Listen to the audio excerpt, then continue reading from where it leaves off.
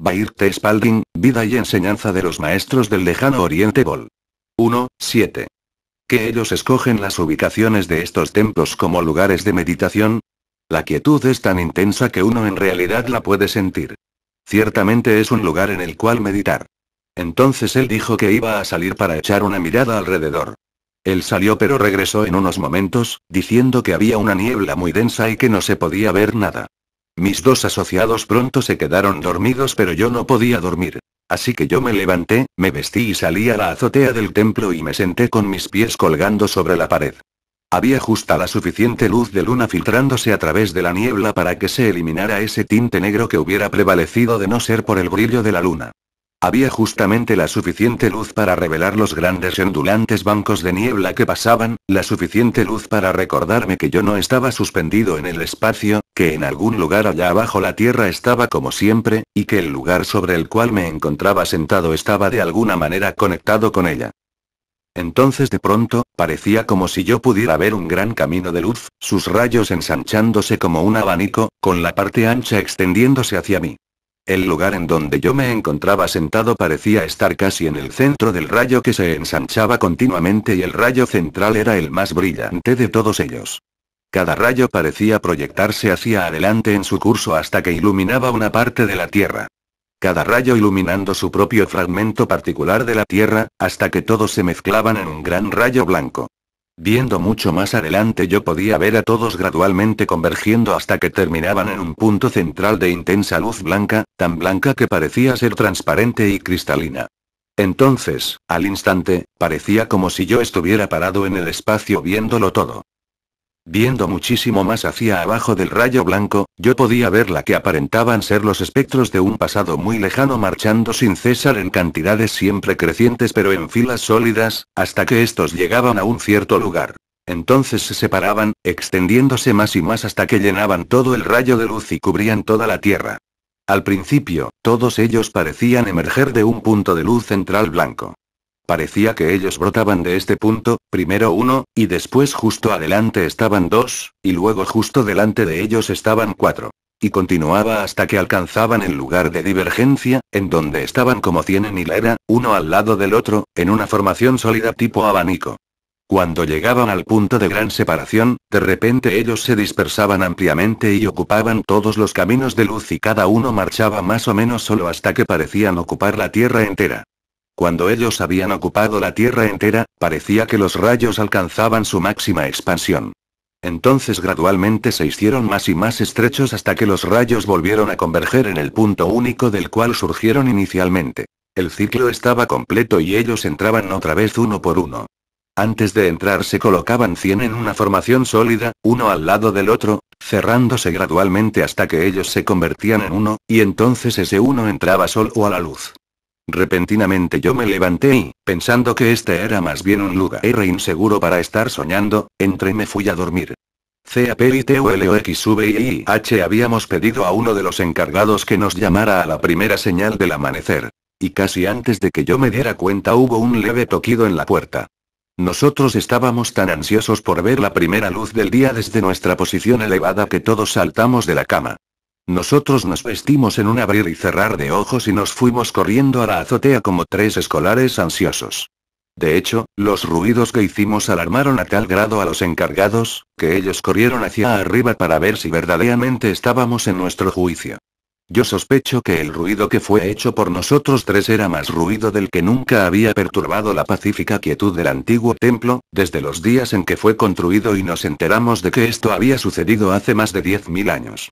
De hecho, este templo estaba tan antiguo que parecía ser parte de la roca sobre la cual descansaba. Cuando nosotros llegamos a la azotea, no hubo necesidad de pedir silencio. Una mirada, y los ojos y las bocas de mis dos asociados se abrieron enormemente. Yo sospecho que si alguien me hubiera visto a mí, habría visto lo mismo. Yo esperé a que ellos hablaran. Casi al mismo tiempo vino la exclamación. Vaya, seguramente estamos suspendidos en pleno aire. Ellos dijeron que esta sensación era exactamente como la que yo había experimentado en el otro templo. Por un momento ellos se olvidaron de que había algo debajo de sus pies y tuvieron la sensación de que flotaban en pleno aire. Uno de ellos comentó, yo no me asombro de que estos hombres puedan volar después de experimentar esto. Nosotros fuimos despertados de nuestros ensueños por una risa y todos volteamos para encontrar a Emil, Hast, y a nuestro amigo de los registros parados muy cerca, atrás de nosotros. Uno de mis asociados caminó rápidamente hacia ellos, trató de estrechar todas sus manos a la vez y dijo, esto es maravilloso. Nosotros no nos asombramos que ustedes sean capaces de volar después de haber estado aquí por un tiempo. Ellos se sonrieron y uno dijo, ustedes son tan libres de volar como nosotros. Ustedes solo necesitan saber que tienen el poder dentro de sí mismos para hacerlo, entonces ustedes usan el poder. Entonces nosotros nos volteamos hacia el panorama. La niebla había bajado y estaba flotando en grandes formas ondulantes, como olas, justo a la altura suficiente para que no pudiera ser visto ni un metro de tierra por ninguna parte y el movimiento de los bancos de niebla todo alrededor daba la sensación de que éramos cargados en alas silenciosas junto con la niebla. Parado ahí, viendo hacia el horizonte, uno perdía el sentido de todo lo existente bajo los pies y era muy difícil creer que no estábamos flotando en el espacio. Conforme yo miraba fuera, me parecía como si mi cuerpo perdiera toda sensación de peso y que yo realmente estaba flotando sobre la azotea. Me había olvidado tanto de mí mismo que cuando uno del grupo habló, mis pies golpearon la azotea con tal fuerza que yo sentí los efectos del impacto varios días después. Esa mañana durante el desayuno, decidimos quedarnos por 3 días porque esperábamos visitar solo un lugar de interés más, antes de salir hacia el lugar de reunión señalado.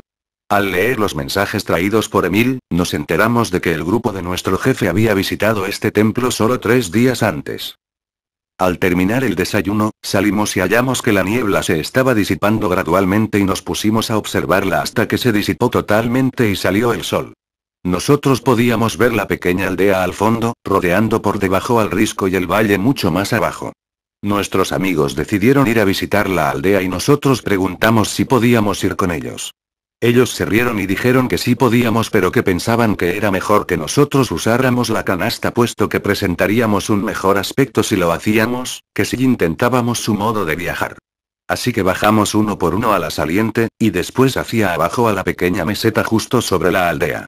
Cuando salió de la canasta el último de nosotros, nuestros amigos estaban ahí. Bajamos a la aldea y nos pasamos la mayor parte del día ahí.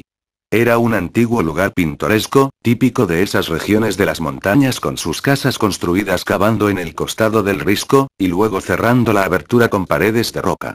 En total, la aldea contenía como 20 casas de este tipo.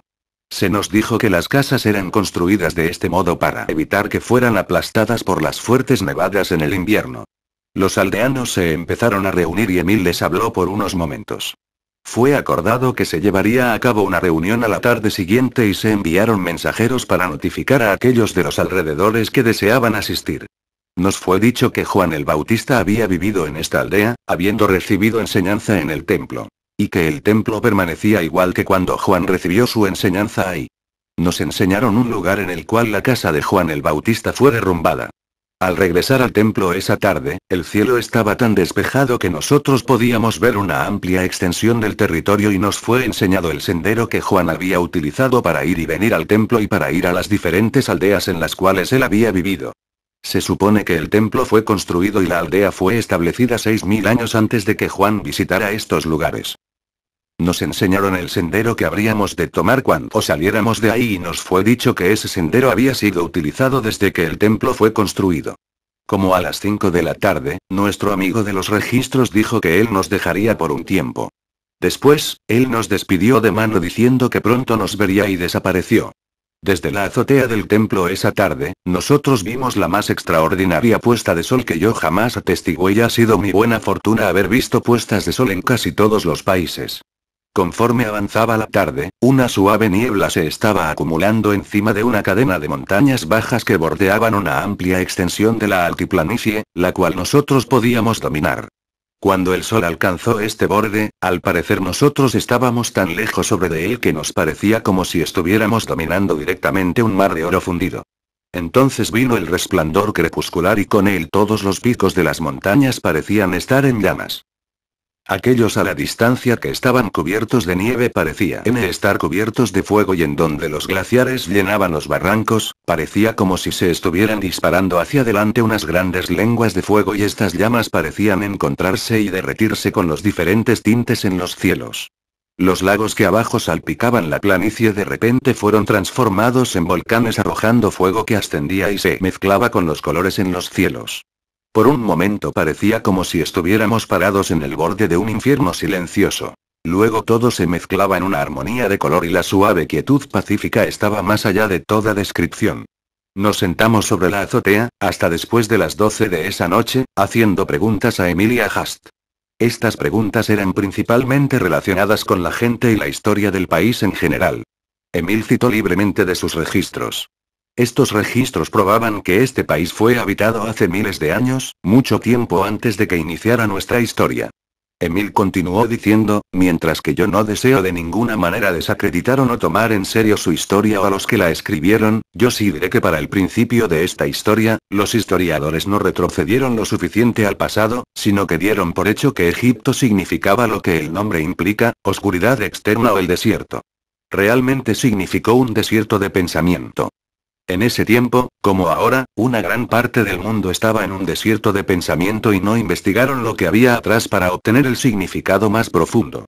Ellos solo aceptaron lo que vieron o oyeron o lo que aparecía en la superficie, lo registraron, y así inició su historia. Es bastante difícil correlacionar las dos y yo no me atrevería a decirles que deben tomar la nuestra como auténtica. Yo les sugeriría que ustedes escogieran por ustedes mismos. Entonces la luna apareció encima de las montañas lejanas. Nosotros nos sentamos y la observamos redonda y llena hasta que casi estaba sobre nuestras cabezas. Era una vista hermosa con ligeras nubes ocasionales pasando a una altura justo arriba de nosotros. Cuando las nubes iban pasando, nos parecía como si las nubes y la luna estuvieran fijas y que nosotros fuéramos los que las estuviéramos pasando a ellas. Esto continuó por una hora cuando repentinamente hubo un sonido, como si un objeto fuera arrojado a la azotea detrás de nosotros. Nos pusimos de pie y miramos a nuestro alrededor. Ahí se encontraba parada una dama de mediana edad sonriéndonos y preguntándonos si nos había asustado. Nuestra primera impresión fue la de que ella había saltado del pretil a la azotea, pero ella solo había dado un golpe en el suelo, con los pies, para atraer nuestra atención. La quietud había sido tan intensa que habíamos amplificado enormemente el sonido. Rápidamente Emil caminó hacia adelante, la saludó, y nos presentó a su hermana.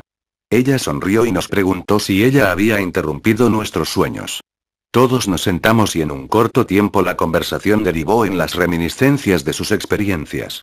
Ella tiene 3 hijos y una hija instruidos en el trabajo. A una pregunta, ella nos respondió que los 2 más jóvenes siempre estaban con ella.